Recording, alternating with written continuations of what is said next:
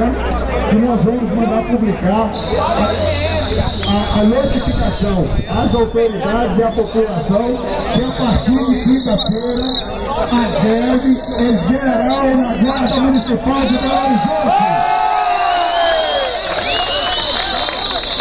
E a greve vai permanecer até que a Prefeitura abra oficialmente as negociações com o Cine Guarda.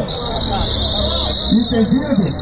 Então, todos convocados para greve geral aqui, quinta-feira, a partir das 6h30 da manhã, que é o horário da prova do turno.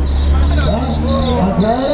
Agora é o seguinte, então, isso ficou deliberado, tá, gente? Vocês vão transmitir para os companheiros, vão jogar nas redes sociais e, cumprindo a legislação vigente, a categoria determinou tempo de 72 horas, entrar numa paralisação por tempo determinado até que a Prefeitura abra oficialmente as negociações com o Cine Guarda.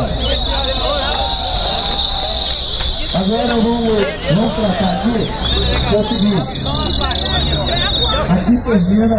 aqui termina os 2 pontos de pauta, né, no caso da greve. Agora, ainda dentro do segundo ponto de pauta, que é o rumo da campanha salarial, a gente pode estar determinando aqui também, né, algum ato público, uma caminhada agora até a Prefeitura, né, mas isso eu dependo de que esse grupo todo aqui acompanhe.